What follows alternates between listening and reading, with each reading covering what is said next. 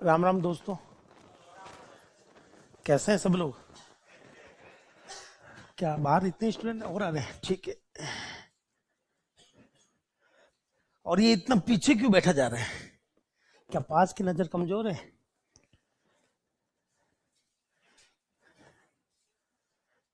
आगे सब लोग? ठीक है, पानी वानी पी लो। कब से पढ़ रहे हो? आज सुबह से?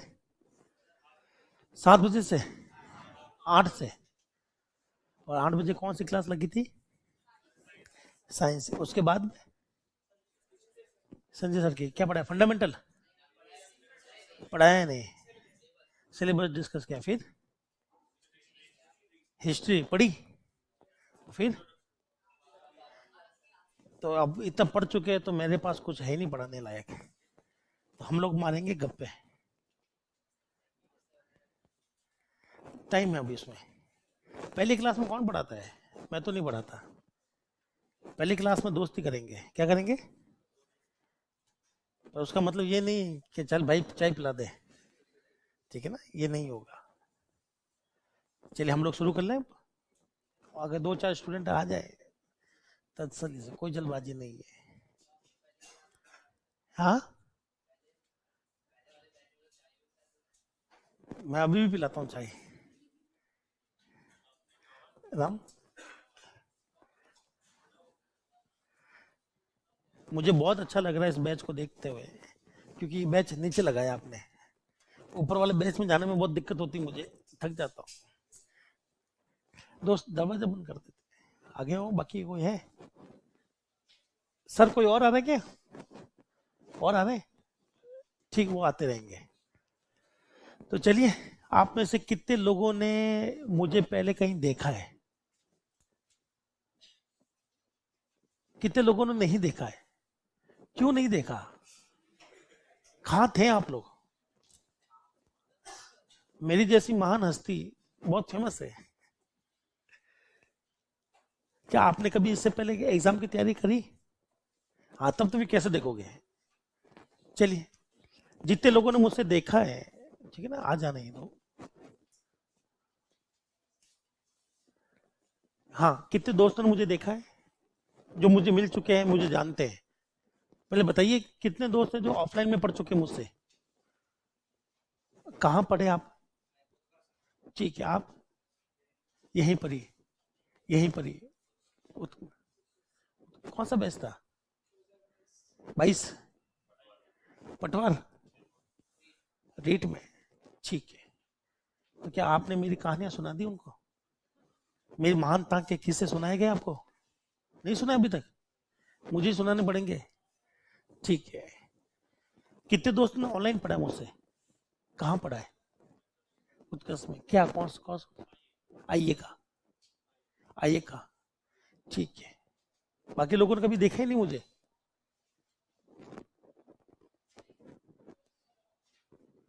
आप लोग बहुत कोई पुराने जन्म में कोई अच्छे पुण्य किए होंगे, तभी मैं आपके सामने बैठा हूँ, मैं बता रहा हूँ। मेरे जैसे लोगों का अवतार होता है, जन्म नहीं होता। ठीक है ना? हंसते खेलते पढ़ोगे, 100% समझ में आएगा। वैकेंसी बहुत आसान है, 100% निकलेगी अगर कुछ बातों का ध्यान रखोगे तो। सिर्फ कुछ बातों का ध्यान रखना है, 100% निकलेगा। आपको खुद को फील हो जाएगा अभी 1 महीने के अंदर। तो जिसका सिलेक्शन होगा या नहीं होगा, ये सबसे पहले खबर आपको ही पता चलती है। अपने मन में पता रहता है क्या इस बार हो जाएगा मेरा। मन ही सब कुछ बोल देता है कि इस बार होगा या नहीं होगा। तो आज हम लोग थोड़ी सी चर्चा करेंगे, आपस में बातचीत करेंगे, ताकि मुझे आपको जानने का मौका मिले, तो मुझे पता चले शुरुआत कहाँ से करनी है। ठीक है ना? चलिए, तो पहले मैं आपको जान लेता हूँ, फिर आप मुझे जान लेना, जो लोग नहीं जानते हैं। पहला क्वेश्चन, आप में से इंजीनियर कितने लोग हैं कंप्यूटर साइंस? ठीक है, कहाँ से हो दोस्त? पूर्णिमा बोले तो पीसीई या यूनिवर्सिटी? पीआईटी अब तो बंद हो गया ना? चल रहा है? कौन सा बैच है? और ये थोड़ा लेट हो गया आप, नहीं तो मैं आपको पढ़ा रहा होता पूर्णिमा में। मैंने वहां पर भी पढ़ा है, पीसी में। हाँ। हाँ जी दोस्त। एस के आई टी 2012 में? अभी क्या चल रही है? एमटेक चल रही है जेसीआरसी में? गुड, बढ़िया है फिर तो। और कोई दोस्त? इंजीनियर? हाँ। कहाँ से? वहाँ कौन से कॉलेज है? है कॉलेज है? गवर्नमेंट है? प्राइवेट है? ठीक है। और कोई दोस्त इंजीनियर है? हाँ, सीएस के अलावा भी कोई हो तो बता देना। इलेक्ट्रिकल से हो आप? कौन सी कॉलेज? आर्या कॉलेज। कौन सा बैच? हाँ बैच 14 पास आउट 17। आपने मुझे कभी देखा नहीं कॉलेज में? आप इलेक्ट्रिकल के रहेंगे ना? मैं आर्या में पढ़ा चुका हूँ। ठीक है। और बीसीए वाले कितने दोस्त हैं? हाँ जी, कौन कौन सी कॉलेज से हैं आप? जूलिया भीलवाड़ा से बीसीए? एमसीए चल रहा है, बीसीए हो चुका है। महारानी से? जोरदार यार। और तब तो आप मुझे पढ़ा देना थोड़ा बहुत, कहीं अटकू तो। हाँ जी, और कोई बीसीए वाले? कहाँ से? जालोर? जालोर तो बहुत फेमस है, बसें चलती वहां से तो। पता है ना आपको? क्या आप लोगों को पता है बस वाले सीन क्या है जालोर का? अरे यार क्या बात। मिलते रहना। ठीक है। और कोई दोस्त? बीसीए कहाँ से? कॉमर्स कॉलेज आर यू से, गुड। और कोई दोस्त बीसीए वाले? कोटा यूनिवर्सिटी कॉलेज कौन सा था? कहाँ पर है ये? कोटा में ही है, गुड। और कोई दोस्त बीसीए वाले? पोदार से आप? मानसरोवर? जोरदार। आपको पढ़ाने का मौका मिलेगा यहाँ पर, मुझे पढ़ा देना मुझे। बीकानेर से किन खोले? बीकानेर वाले यहाँ क्या कर रहे थे दूर? यहाँ आ गए। ठीक है। एमसी वाले कितने लोग हैं जो एमसी हो चुकी है या अभी कर रहे हैं? एक तो आपकी चल रही है एमसी, और आपकी भी एमसी चल रही है, हो गई? ओहो, रईसों की कॉलेज है वो तो। किसकी कॉलेज? रईसों की कॉलेज है मणिपाल? जयपुर वाली? पढ़ाई होती है वहां पर? कभी देखा नहीं मुझे कॉलेज में। गेस्ट लेक्चर के लिए आता रहता हूँ मणिपाल में मैं। अगली बार ध्यान रखूंगा मैं आपका। और कोई दोस्त? चलिए। अब बीए वाले कितने हैं? नहीं, बीकॉम वाले कितने हैं? BCom MCom? कोई मेडिकल से है क्या? बायो वाला? बीए वाले? BA plus PGDC? ठीक है। सबसे ज्यादा सिलेक्शन के चांस आप लोगों के, पीजीडीसी वालों के, ध्यान रखना इस चीज। पिछली भर्ती में सबसे ज्यादा सिलेक्शन कौन लेके गए? पीजीडीसी वाले। इंजीनियर लेके नहीं गया। इसकी एक सबसे बड़ी कहानी थी कि इंजीनियर अपने ही ख्यालों में रह गया, उसको लगता था कि मैं टेक्निकल संभाल लूंगा, लेकिन ना तो टेक्निकल समझा और ना नॉन टेक संभला। ठीक है ना? मैं आपको फिर कहता हूं, अगर कोई पाठ्या पाठ्य समझते हो आप लोग, पट्टी कोई साफ है तो उस पर लिखना बहुत आसान होता है हमारे लिए। अगर पहले से कुछ लिखा हुआ है तो उसको मिटा कर लिखना हमारे लिए बहुत मुश्किल हो जाता है। करेक्ट है ना? तो पीजीडी से वाले सबसे बेनिफिट में इस बार उनका पाठ्य वैसे साफ चल रहा है। क्या चल रहा है? चकाचक है। बस हमें सिर्फ लिखना ही है उस पर। फायदे में रहोगे आप लोग। ठीक है ना? और इसके अलावा कोई डिग्री बच गई जो यहाँ बैठे हम लोग से सब कवर हो गए? हो गए सारे कवर? ठीक है। हम लोग सभी लोग हिंदी मीडियम से ही हैं, कोई इंग्लिश मीडियम से ही है? इंग्लिश मीडियम का मतलब जिसको सपने भी इंग्लिश में आते हैं, मतलब हिंदी समझते हैं आप लोग। ठीक है ना? तो हम लोग आपको हिंदी में पढ़ाएंगे, लिखवाएंगे बाइलिंगुअल, हिंदी इंग्लिश। ठीक है ना? और कुछ कंप्यूटर के जो शब्द है वो आपको इंग्लिश में ही पढ़ने पड़ेंगे। जैसे प्रोग्रामिंग में तो इंग्लिश ज्यादा काम आएगी, तो आपको थोड़ा सा ध्यान रखना पड़ेगा। दिक्कत होगी तो मुझे पूछ लेना।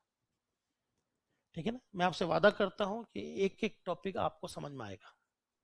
जब तक समझ में नहीं आएगा हम लोग आगे भी नहीं बढ़ेंगे।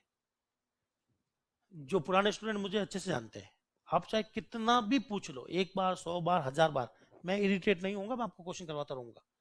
जब आप खुद कहेंगे सब बहुत अति हो गई, धापते समझ में आ गया, तब हम लोग आगे बढ़ते हैं। ये पहला हमारा सिद्धांत रहेगा।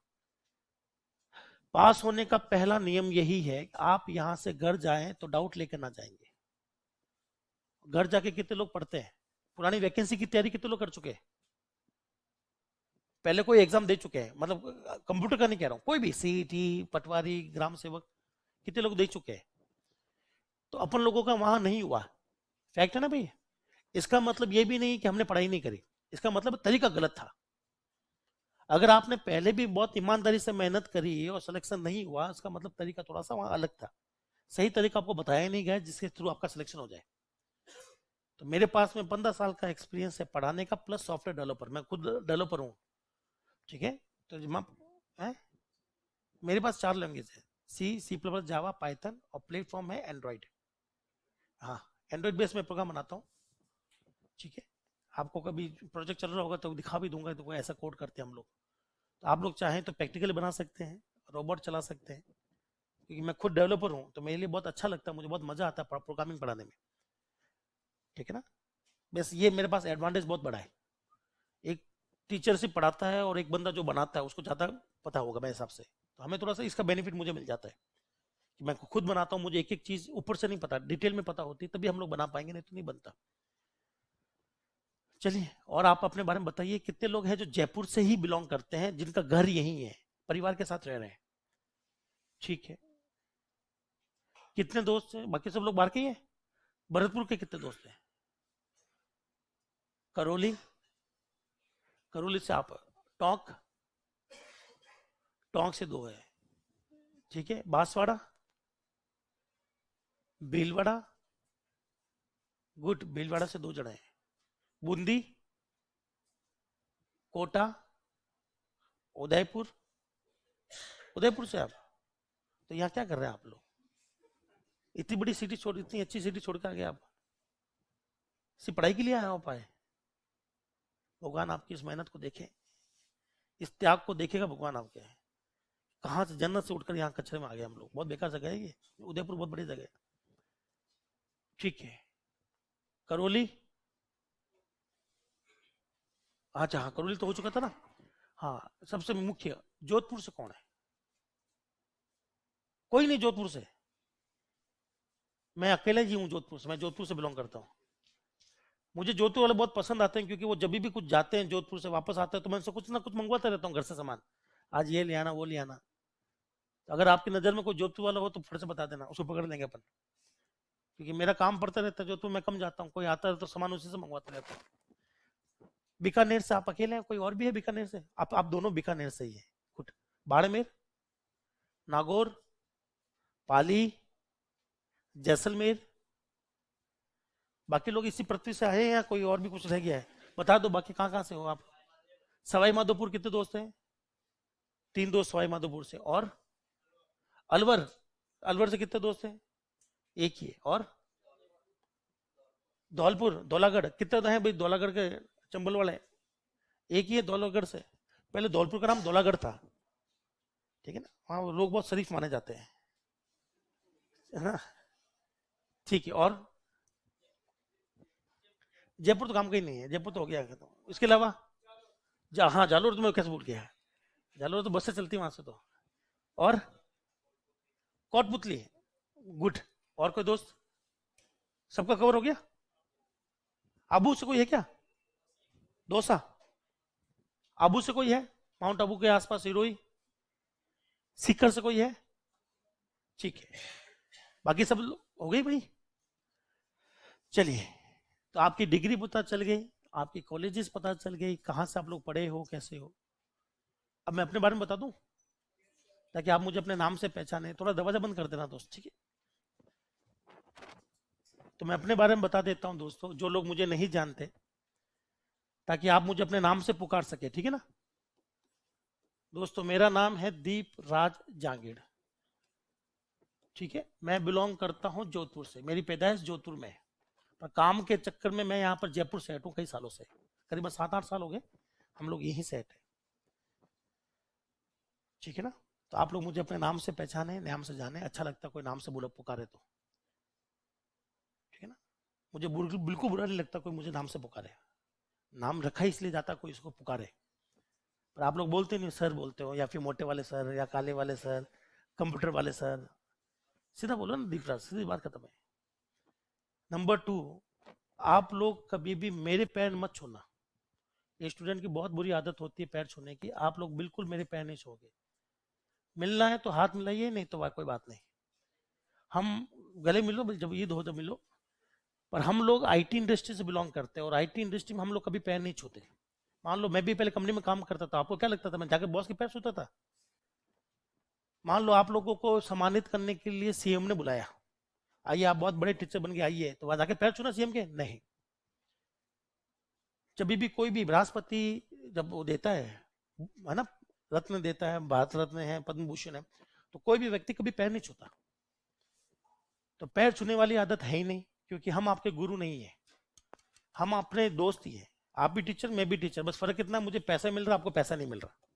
मेरा कंप्यूटर का नॉलेज अच्छा है और आपका किसी और सब्जेक्ट का नॉलेज अच्छा होगा, तो हम बराबर लेवल पर खड़े हैं, और बराबर वालों का कभी पैर नहीं छूते। ठीक है। नंबर 2, अगर मैं अपनी क्वालिफिकेशन की बात करूं तो मेरी क्वालिफिकेशन है बैचलर ऑफ इंजीनियरिंग, जिसको आजकल बीटेक कहते हैं। हमारे टाइम पर केवल आरयू था जो कॉलेज में इंजीनियरिंग करवाता था।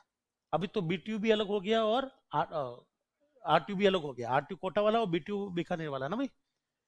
इसके बाद में मैंने करी है मास्टर ऑफ इंजीनियरिंग, जिसको आजकल एमटेक कहते हैं। इसके बाद में मैंने किया था एमबीए इन आईटी। एमबीए मेरी सबसे लास्ट डिग्री थी। इसको करने के बाद में मैंने एसबीआई ज्वाइन किया था एज ए असिस्टेंट मैनेजर। 11 महीने काम किया, फिर मैंने मन भर गया, मैंने छोड़ दिया। तो मैं भी सरकारी नौकरी में रह चुका हूँ दोस्त, ठीक है ना। और ये फोन हमेशा आते रहेंगे ऐसे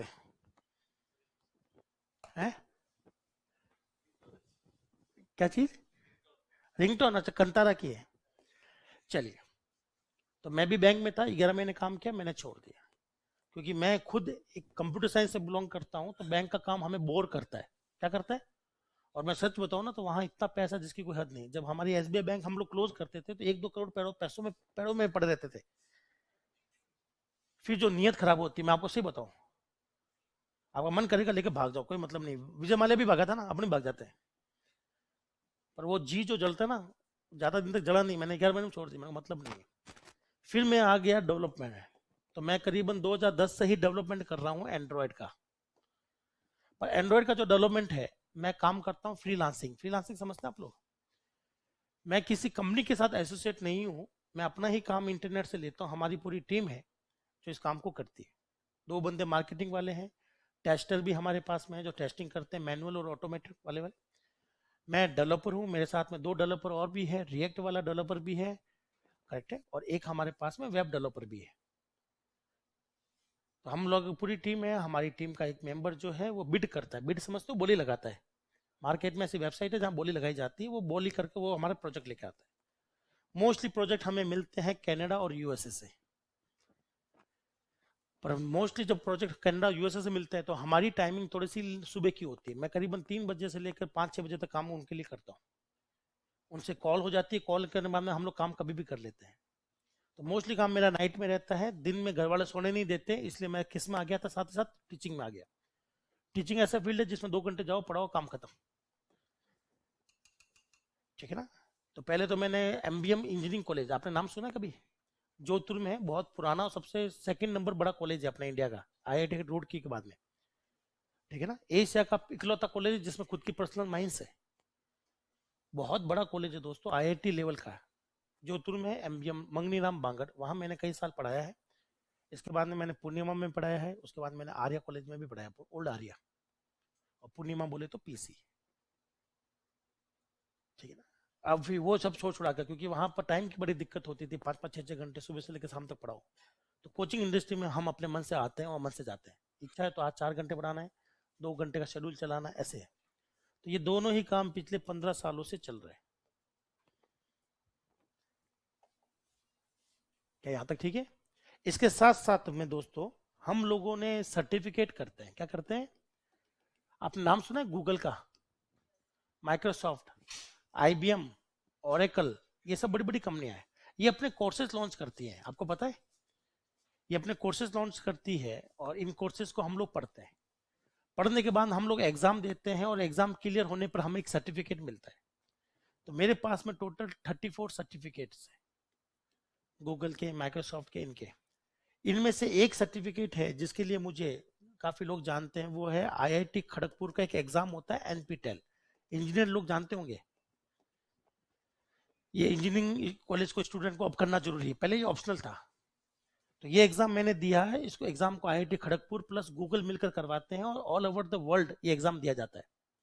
सिर्फ इंडिया वाले नहीं देते, पाकिस्तान वाले, बांग्लादेश वाले, यूएसए वाले देते हैं। 2019 के अंदर ये मैंने एग्जाम दिया था जावा के ऊपर। कहाँ दिया था? और मैं था नेशनल टॉपर। इसी वजह से लोग मुझे जानते हैं जावा के लिए, क्या यार इसकी बंदे की जावा अच्छी है। तो वहां भी आज भी 2019 का जो बैच है एनपीटेल का, उसमें मेरी फोटो आती है नेशनल टॉपर होने की वजह से। इसमें टॉपर भी बनते हैं हम लोग, पूरे इंडिया में सबसे ज्यादा नंबर हमारे थे। तो नहीं है तो आपके नंबर कम होंगे तो आपको सिर्फ सर्टिफिकेट मिल जाएगा, टॉपर का वो टैग नहीं लगाते, वो टैग लगाएंगे वहां पर। तो ये है मेरा अदर क्वालिफिकेशन के अलावा। ठीक है, यहां पर मुझे जो जिम्मेदारी दी गई है वो दो बड़े सब्जेक्ट है, प्रोग्रामिंग लैंग्वेज और डीएसए। यही वो दो सब्जेक्ट है जिसकी बेसिस पर एक इंजीनियर को जॉब मिलती है। यही वो दो सब्जेक्ट है जिसकी बेसिस पर कोई भी टेक्निकल बंदा किसी भी प्राइवेट कंपनी को ज्वाइन कर सकता है। अगर आपने किसी ने प्राइवेट कंपनी का इंटरव्यू दिया है, गूगल का, माइक्रोसॉफ्ट का, या फिर छोटी कंपनी पकड़ लो, इन्फोसिस हो गई, टीसीएस हो गई, तो वहां पर ऑपरेटिंग सिस्टम आपसे नहीं पूछेंगे। इंटरव्यू में सीधा दो ही चीज पूछी जाती, क्या क्या? एक तो आपकी प्रोग्रामिंग पूछेंगे, कोई भी एक लैंग्वेज, और एक पूरा पूछेंगे डीएसए। सबसे बड़ा सब्जेक्ट कंप्यूटर साइंस का कौन सा है? डीएसए। इसकी कोई सीमा ही नहीं, इतना बड़ा सब्जेक्ट है, बहुत बड़ा और बहुत गजब का सब्जेक्ट है। करेक्ट है? तो ये दो सब्जेक्ट की जिम्मेदारी मेरे पास में है। हाँ जी, हाँ 10 क्वेश्चन आते हैं। कितने क्वेश्चन आते हैं? 10। अब देख लीजिए, अगर आप लोग फंडामेंटल पढ़ते हो, क्या पढ़ते हो दोस्त? तो आप भी पढ़ रहे हो, बाकी लोग भी तो पढ़ रहे हैं। फंडामेंटल का नॉलेज यहाँ पर पढ़ने वाला स्टूडेंट या कहीं पर भी पढ़ने वाला स्टूडेंट, मैं मान के चलता हूँ बराबर होगा, चाहे कोई भी पढ़ाए। फंडामेंटल में आप किसी को हरा नहीं सकते, सबका नॉलेज बराबर होता है। केवल ये दो ही सब्जेक्ट है जो सब लोगों का नॉलेज अलग अलग होगा। इसी क्लास में भी देख लेना आप, मैं ही आपको पढ़ाऊंगा, पढ़ाने वाला मैं ही, शब्द मेरे ही, मैं ही आदमी हूं, पर मेरे ही स्टूडेंट का नॉलेज आपस में अलग अलग होगा। ये सब्जेक्ट ही ऐसे। ये सब्जेक्ट अगर हमें कॉलेज में सीख गए होते तो शायद आप लोग यहां नहीं बैठे होते। पता ना, आप जानते हो इस चीज को। पूरी की पूरी आईटी इंडस्ट्री, सारी कंपनियां इन्हीं दो सब्जेक्ट के ऊपर टिकी रहती है। बाकी आपसे दूसरे सब्जेक्ट रत्ती भर नहीं पूछे जाते। कंप्यूटर आर्किटेक्चर हो गया, कोई इंटरेस्ट नहीं उनको। सीधा वो कंपनी, आईटी कंपनी एक ही चीज मांगती है, डीएसए आता है, सबसे पहले डीएसए मांगते हैं, और फिर एक लैंग्वेज जो आपकी पसंद हो। खत्म, बस इतना ही करना होता है। और private company TCS, Infosys, Wipro वगैरह में सिलेक्शन हो जाता है। एमटेक के बाद में, सॉरी बीटेक के बाद में, मैंने भी एक कंपनी का इंटरव्यू दिया था, एनआईटी टेक्नोलॉजी। आपने नाम सुना इसका? ये इंडिया की चौथी बड़ी, सबसे बड़ी कंपनी है। नंबर 1 पर आती है टीसीएस, नंबर 2 पर इन्फोसिस, नंबर 3 पर विप्रो, और नंबर 4 पर एनआईटी। गवर्नमेंट ऑफ इंडिया के जितने भी प्रोजेक्ट होते हैं आईटी रिलेटेड, वो ये कंपनी करती है। मैंने इस कंपनी में काम किया 2 महीने, फिर छोड़ दिया। ठीक है, मैं वहां पर सी का डेवलपर था। हम लोग एम्बेडेड प्रोग्रामिंग करते थे, सिस्टम प्रोग्रामिंग। ठीक है ना? तो हमने यहाँ पर काम किया एनआईटी टेक में, नोएडा 62 में इसका ऑफिस है। 2 महीने ही मैंने ज्वाइन किया, इसके बाद में मेरा मन नहीं था, तो फिर मैं एमई में आ गया, फिर इसके बाद एमबीए में। तो कंपनी में मैंने भी काम किया है, ऐसा नहीं कि मैंने कभी कंपनी में काम नहीं किया या फिर मैंने कभी सरकारी नौकरी नहीं करी। पर दोस्तों, सारा मजा इसी में आता है। दिक्कत मेरी यही है, मुझे बहुत अच्छा लगता है प्रोग्रामिंग पढ़ाना और पढ़ना। इसके चक्कर में बैंक भी छोड़ दी और ये भी छोड़ दिया। प्रोग्रामिंग में ही मेरा पूरा दिन जाता है, और प्रोग्रामिंग पढ़ाने में मुझे बड़ा अच्छा लगता है। मैं जितना प्यार बाकी स्टूडेंट से नहीं करता, उतना प्यार मैं अनुदेशक या जो टेक्निकल होता है ना, उन स्टूडेंट से करता हूँ। अगर आप मुझसे कहीं से सीईटी बैच में, पटवारी बैच में, कहीं और बैच में पढ़े होंगे, तो मेरा लगाव थोड़ा सा कम रहता है, क्योंकि वहां पढ़ाना क्या होता है, कीबोर्ड माउस, इसके अलावा कुछ नहीं मेरे पास। यहाँ आते हैं मजे, यहाँ चलता है दिमाग। ठीक है ना? यहाँ होते हैं पूरा का पूरा, मेरे हाथ में कीबोर्ड होगा, प्रोग्राम होगा, जो बोलोगे वो बन जाएगा। आप भी बनाओगे, मैं भी बनाऊंगा, जैसा बोलोगे वैसा। आप कहोगे साहब ये चेंज करो, उससे पहले ये आंसर आएगा, उससे पहले तो आंसर हम लोग बताते हैं। अगर आप बिलीव नहीं है तो 2 बजे ऊपर से बैच छूटने वाला, उस स्टूडेंट से पूछ लेना। वो आज इस लायक हो गए कि प्रोग्राम कंपाइल करने से पहले वो बता देते एरर है या नहीं है, और एरर नहीं है तो आंसर क्या आएगा। ठीक है ना? तो आप लोग पुराने स्टूडेंट से जरूर मिलके जाइए, मैं आपको सलाह देता हूँ, वो आपको सही बताएंगे। मैं हो सकता है मैं झूठ बोल दूं, सर झूठ बोल दे, हर बंदा झूठ बोल सकता है, लेकिन एक पढ़ने वाला स्टूडेंट वो किसी दूसरे स्टूडेंट से झूठ कभी नहीं बोलेगा। आप मुझसे मिलो, बातें करो, वो खुद कहेंगे प्रोग्रामिंग बहुत टफ है, लेकिन प्रोग्राम सॉल्व हो जाते हैं। तो ये 2 सब्जेक्ट मेरे जिम्मे पर है, और ये 100% समझ में आएंगे अगर आप लोग सपोर्ट करोगे तो। और आपको सपोर्ट क्या करना है, घर जाकर किसी को नहीं पढ़ना है। कितने लोग हैं जो घर जाकर पढ़ते हैं वापस या पढ़ना चाहते हैं? मत पढ़ना, ये सबसे बड़ा झूठ है दुनिया का कि मैं घर जाकर पढ़ूंगा। आज तक कोई नहीं पढ़ पाया है, लड़कियों को पता नहीं, लड़के तो मरिए नहीं पढ़ पाएंगे। फिर यहाँ से निकलते 2 छड़ियां बीच में आ जाती, रास्ते में रुकना पड़ता है, फिर और आ जाती है, फिर दोस्त बुला लेता है, फिर रीले चल जाती है, पढ़ाई नहीं होगी। और घर जाकर पढ़ने की नौबत ही क्यों आ रही, मुझे ये समझ में नहीं आया आज तक। घर जाकर पढ़ने की नौबत ही क्यों आ रही है? आप कोई टॉपिक को इतना अच्छे से पढ़िए कि उसको दोबारा पढ़ने की काम ही नहीं पड़े। मैं तो कहता हूं, आप सभी लोग मूवी देखते हैं, जब हम लोग मूवी को बहुत ध्यान से देखते हैं तो पूरी मूवी हमारे दिमाग में सेट हो जाती है, दोबारा देखने की जरूरत ही नहीं, हमें कुछ भी पूछो हमें पता होता है। ये बिल्कुल पढ़ाई वैसी है, अगर आप बहुत दिमाग से लगाएंगे, बहुत ध्यान से पढ़ेंगे तो अभी के अभी समझ में आ जाएगा, हमेशा के लिए दोबारा पढ़ने की जरूरत नहीं है। पढ़ने के लिए बहुत कुछ और है, अगर एक ही चीज को घर जाकर पढ़ते रहोगे तो फिर सिलेक्शन नहीं होगा। तो कोई भी दोस्त घर जाकर रखने वाली बात ही मत रखना, ठीक है ना। यहां बैठा हर व्यक्ति अपना पूरा का पूरा करना कुछ नहीं है, सिर्फ समझना है और लास्ट में आंसर देना, सब समझ में आया कि नहीं आया। कुछ लोग होंगे जो क्लास के बीच में पूछ लेंगे, सब मुझे समझ में नहीं आया, ठीक है। कुछ लोग होंगे जो कभी हाथ नहीं उठाएंगे। ऐसे लोगों के लिए मेरे पास फैसिलिटी दे रखी है कि आप लोग ऐसे करके बुला लेना, मैं आपके पास बैठ कर समझा दूंगा, पर डाउट घर पे लेकर नहीं जाना है। आप पुराने स्टूडेंट से पूछिए ना, वो कहेंगे कि अगर सर को पता चल गया कि इसको समझ में नहीं आया तो मैं उसके पास बैठ जाता हूँ, उसको मैं पढ़ाने लग जाता हूँ। पर मेरी क्लास का एक भी स्टूडेंट ये नहीं कहेगा कि टॉपिक समझ में नहीं आया। आप चाहे अपने पास बुलाकर पूछो, चाहे यहाँ खड़े होकर मुझसे पूछवा लो, चाहे 2 बार करवा लो, टॉपिक पूरा समझ के चले जाना, गारंटी मैं देता हूँ सिलेक्शन होगा। सिलेक्शन होता इसी वजह से नहीं है कि हमें पता ही नहीं है, हमें डाउट रह जाते हैं, क्लियर नहीं हो पाते। बाकी वालों में तो घोटने वाली चीजें हैं, पर हमारे सब्जेक्ट में घोटने वाली एक भी चीज नहीं दोस्तों। मैं जो प्रोग्राम करूंगा वो एग्जैक्टली थोड़ा आएगा, वो लॉजिक वही रहेगा, लेकिन वो क्वेश्चन घुमाएगा, तो वो पकड़ना है और आप लोग पकड़ लोगे। बेफिक्र होकर आपको जो एक्सपेरिमेंट करवाना, आपको सब इस लाइन को बदल कर वो लाइन लिख कर देखो, मैं लिख कर दिखा दूंगा आपको, जैसा चाहो वैसा करो। धीरे चलो लेकिन चलो सटीक। तेजी से चलने से आपका लॉस हो जाता है, कई चीजें छूट जाएगी। तो मेरा कोर्स बहुत ही परफेक्ट हो, मैं ये चाहता हूँ, शायद आप भी यही चाहते हो। हम में से सब में एक ही इच्छा है कि सबका सिलेक्शन हो जाए इस बार, यही तो चाहते हैं लोग। कोई कहता है कि सर मैं तो सिलेक्शन लेने नहीं, मैं तो ऐसे टाइम पास के लिए आया था। सब सिलेक्शन लेना है ना, तो उसकी जिम्मेदारी जितनी मेरी है उतनी ज्यादा आपकी भी है। और आपको करना कुछ नहीं है, मैं आपको एक्स्ट्रा बुक पढ़ने के लिए कभी नहीं बोलूंगा, घर से कुछ काम करके लाना ये भी नहीं बोलूंगा, सिर्फ आपको मेरे से डाउट पूछने हैं, इतना सब पूछ लोगे पक्का। और वैसे आप में कुछ कमियां रह गई है पिछले कुछ एग्जामों में, इस वजह से सिलेक्शन हुआ नहीं ना, वो कमियां मैं आपको गिनवाना शुरू कर रहा हूँ, शुरू कर दूं गिनवाना, और उन कमियों को यहाँ पर दोहराना नहीं है, ठीक है ना। पहली सबसे बड़ी कमी, याद नहीं रहता। ये दिक्कत किस किस के साथ में है? सर याद नहीं रहता, नहीं हाथ उठा लिए, कोई शर्माने वाली बात नहीं, याद नहीं रहता। और याद नहीं रहता ये एक इंसान होने की प्रवृत्ति है। इंसान ही है जो भूलने की प्रवृत्ति रखता है, पता ना, कुत्तों को कभी भूलने की आदत नहीं है, कुत्ते बहुत लंबे समय तक याद रखने में माहिर होते हैं। तो अगर आप लोग भूल रहे हैं तो आप समझ जाइए आप इंसान हो, समझ जाइए कि इंसान हो, क्योंकि इंसानों में भूलने की प्रवृत्ति, कुत्तों की याददाश्त बहुत तेज होती है, उनको जो खुशबू सूंघ लेते हैं वो कई सालों तक वो उसको अपने दिमाग में रख सकते हैं, पर हम लोग नहीं रखते। तो भूलना कोई बुरी बात नहीं है, पर भूलने का कारण मैं आपको बता सकता हूँ कि आप लोग भूलते क्यों और ऐसा कैसे पढ़े कि भूले नहीं। क्या मैं आपको समझाऊं या प्रैक्टिकल करके दिखाऊं? चलो पहले प्रैक्टिकल करके दिखाता हूं, आप खुद मान जाएंगे।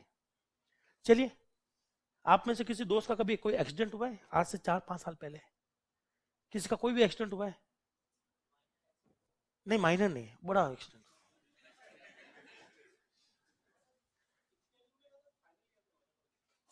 चलो सुनते, हाँ बोलना शुरू करो दोस्त, सुनाओ क्या किस्सा तो सुनाओ। नहीं, कब की बात है? 2012, 2012 की बात है, मार्च की। और मैं क्वेश्चन पूछूंगा, एग्जाम आ जाएगा कि कब की बात है, वो क्या था। हाँ ठीक है, बोलते जाइए।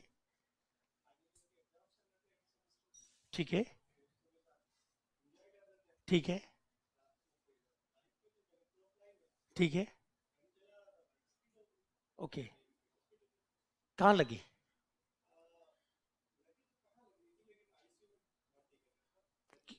तो भी हाथ पर, पैर पर, सर पर, लेफ्ट या राइट, नहीं तो भी अंदाज थोड़ी बहुत लगी होगी खरोच खरोच तो। लेफ्ट हैंड या राइट हैंड? लेफ्ट में, ठीक है। चलो मैं आपसे क्वेश्चन पूछता हूँ, किस साल की बात हो रही है? महीना? ये कौन से सेमेस्टर के एग्जाम दे रहे थे? 8 सेमेस्टर में। ये किस एरिया के फ्लाईओवर पर जा रहे थे? जगतपुरा। जब ये गिरे तो उनके किस हाथ पर लगी? लेफ्ट में लगी। ये 2012 की बात याद है, ठीक है। पिछले महीने 2 तारीख को सब्जी कौन सी खाई थी? मे बी श्योर नहीं है ना, 4 ही चलती है, पर एग्जैक्टली याद नहीं है। आप लोगों को पता है आज से 2012 की बात याद है, लेकिन हमें एक सप्ताह पहले की वो सब्जी खाई हुई याद नहीं रहती है। ये पूरा का पूरा हमारा दिमाग के स्ट्रक्चर को समझाता है। ध्यान से सुनना, जब हम लोग सब्जी खाते हैं तो हम लोग किसी से डिस्कस नहीं कर रहे होते। क्या नहीं कर रहे होते? जैसे मैंने उनको बुलाकर नहीं बोलूंगा आज मैंने ये खाई सब्जी, मैंने इनको नहीं बोला, मैंने इनको नहीं बोला, मैंने कभी खुद से भी नहीं बोला, कभी दोस्तों से नहीं बोला। तो जो चीज हम लोग मुंह से नहीं बोल पाते हैं, दिमाग उसको कैप्चर नहीं करता। आपको ये पता होना चाहिए। जब इनका एक्सीडेंट हुआ था, है ना, मार्च 2012 के अंदर, जब ये जा रहे थे, फ्लाईओवर भी जगतपुरा का था, तब इन्होंने ये बात उस समय भी कहीं दोस्तों को बोली होगी। बीच बीच में जब दोस्त वापस मिले होंगे तो चर्चा हुई होगी, देखो यार उस दिन गिरे थे अपन लोग, आईसीयू में गए थे। तो जब किसी बात को बार बार दोहराया जाता है तो वो चीज दिमाग क्या कर लेता है? एक्सेप्ट। और वो कभी भूल ही नहीं सकते आप लोग। यही वो कारण है कि 1 सप्ताह पहले की सब्जी तक याद नहीं आती हम लोगों को, लेकिन 1 साल या 2 साल या 10 साल पहले की घटना याद रहती है, क्योंकि उसको हमने दोहराया है। दोहराना बहुत ही स्ट्रांग होता है कंसेप्ट। तो जिसको याद रखने में तकित है तो वो लोग कभी भी किताब ऐसे नहीं पढ़ेंगे नजरों से, वो लोग हमेशा बोल बोल के पढ़ेंगे। क्या पढ़ेंगे?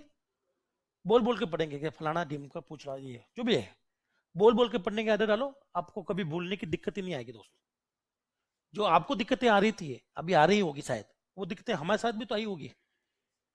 पूरे सिलेबस में आप लोग मेरे हाथ में सिर्फ एक पेन देखोगे या एक लैपटॉप, या फिर वो भी नहीं देखोगे शायद। आपको सर आप इतना याद कैसे रख पाते हो? खेल वही है दोस्त, मैं बोलता बहुत हूँ। मैं किसी भी टॉपिक लेकर इतनी चर्चा कर लेता हूँ कि वो हमेशा के लिए याद हो जाता है। चलिए एक उदाहरण और देता हूँ, सेकंड एग्जांपल, आप लोग कंफर्म करना मुझे, ठीक है ना? आपको फटाफट बोलना है। क्या तैयार है आप लोग?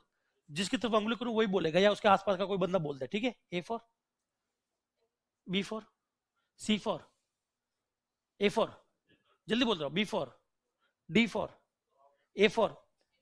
एप्पल ही क्यों निकल रहा है मुंह से? और कोई स्पेलिंग नहीं आती?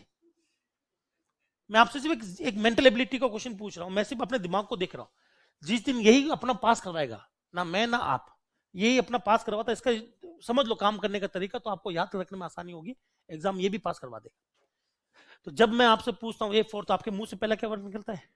वाई। क्यों? और भी तो बहुत सी स्पेलिंग आपने पढ़ी होगी, बचपन से पढ़ा था, लेकिन जब बचपन में पढ़ा तो आपने टीचर के साथ में बोला था, मेरे हिसाब से सबने बोला था A फॉर, और हमने टीचर के साथ में 10, 15, 20, 30 बार बोल दिया। अब वो चीज हमारे जहन में चली गई, दिमाग उसको हमेशा के लिए याद कर लेगा। पर हमने आज तक कभी नहीं बोला A फॉर एरोप्लेन, इसलिए वो हमसे याद ही नहीं आता फटाफट जब बोलते हैं। दिमाग को समझना है दोस्तों, वही हमारी हेल्प करेगा, सबसे बड़ा दोस्त वही हमारा। तो जितना मेरी क्लास में बोल बोल कर पढ़ोगे, और बोलना कंपलसरी है, नहीं बोलोगे तो आपको फट से वहां से उठाकर यहां बुला लिया जाएगा और बोर्ड पे क्वेश्चन सॉल्व करवाएंगे। अगर आपको विश्वास नहीं है तो पुराना बैच 2 बजे छूटेगा, उससे पूछ लेना कि क्या सर बोर्ड पर बुलाते हैं स्टूडेंट को? पूछ लेना, मैं झूठ नहीं बोल रहा हूँ, सबको बुलाया जाएगा इस बोर्ड पर। यहाँ पर आप लोग टीचर बनने वाले हो ना, सबको यहाँ बुलाया जाएगा, आपको आपस में पढ़ाया जाएगा। मैं यहाँ बैठा रहूंगा, आपको देखता रहूंगा। अगर आपको लगता है कि यार ये बंदा मजाक कर रहा है, तो 2 बजे बैच छूटने वाला, नीचे आते पकड़ लेना, 2-2, 3-3 बातें कंफर्म कर लेना आप मेरी। मैं झूठ नहीं बोलता, मैं सीधा बुलाऊंगा आपको यहाँ पर। तो आपको उनको बोलना क्या सर मेरे अपने साथ साथ बुलवाते हैं? वो कहते हैं हाँ बुलवाते हैं, ये भी पूछ लेना। तो आपको मेरे पीछे पीछे दोहराना है, जैसे हम लोग बचपन में दोहराते थे। यही वो कारण है कि 5वीं या 4थी या तीसरी या पहली क्लास का बच्चा ज्यादा जल्दी सीखता है बजाय कॉलेज के बच्चे से। कॉलेज के बच्चे को सीखने में बड़ी दिक्कत होती है, क्योंकि उसके पास तरीका नहीं है। स्कूल में हम लोग जल्दी सीख पाते हैं, क्योंकि स्कूल के पास में एक बहुत अच्छा तरीका, रिदम। क्या है ये?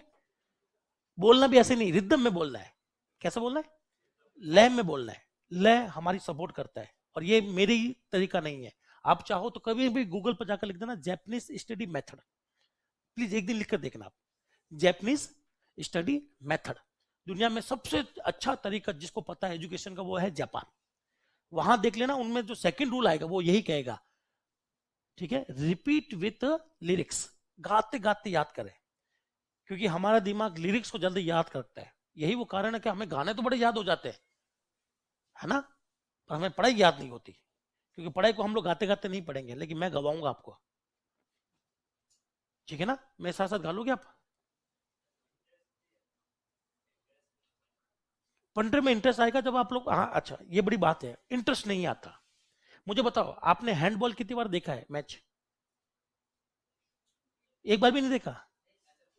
नहीं नहीं, हैंडबॉल, आप में से किसी ने हैंडबॉल वाला मैच देखा है? किसी को इंटरेस्ट नहीं देखने में, क्योंकि उसके बारे में कुछ पता ही, इंटरेस्ट उसी में आता है जिसमें पता हो। जो चीज समझ में आती है तो इंटरेस्ट उसी में आता है। जैसे क्रिकेट मेरे हिसाब से सबको समझ में आता है, एक टीम में कितने प्लेयर होते हैं, कितनी बॉल फेंकी जाएगी, कौन खेलेगा, कितने लोग खेलेंगे, कितने लोग बैटिंग करेंगे, कितनी फील्डिंग करेंगे। और आजकल तो आपको ज्यादा ही नॉलेज है कि पावर प्ले चल रहा है, हाँ है ना, कब पावर प्ले खत्म होगा, सब कुछ नॉलेज है, इसलिए आपको बड़ा इंटरेस्ट आता है। अगर मैं हैंडबॉल वाला मैच दिखाऊं, आप लोग खुद अपना माथा फोड़ोगे, फिर बाद में मेरा कि सर ये क्या दिखा दिया, समझ में नहीं आ रहा है। तो याद रखिएगा, इंटरेस्ट तभी आता है जब समझ में आए, और समझने के लिए आपकी और मेरी दोनों की जिम्मेदारी है, आपके अकेले की नहीं, मेरी भी है। मुझे अच्छे से पढ़ाना है और आपको अच्छे से समझना है। एक बार समझ लो, सब्जेक्ट में इंटरेस्ट क्रिएट हो जाएगा, ठीक है ना। अगर आप नहीं समझोगे, अगर मैं बताऊं कोई भी साउथ इंडियन मूवी में आपको हिंदी में दिखाऊं, सबको मजा आएगा, केजीएफ वगैरह देखने में। अगर कभी साउथ में देखना आपको सच में 2 घंटे भी क्या, 10-20 मिनट भी नहीं देखोगे, बंद कर दोगे, ऐसा समझ में नहीं आ रहा बोल क्या रहा है। तो खेल वही है, इंटरेस्ट किस में आता है, जो समझ में आता है। और समझने के लिए बहुत जरूरी है आपका और मेरा दोनों का सहयोग, उसमें टीचर का रोल भी है समझाने के लिए। तो और कोई प्रॉब्लम?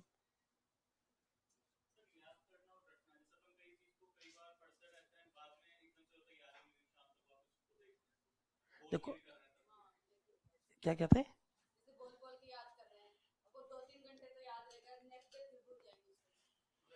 वो रटना होता है। वो क्या होता है? रटना होता है।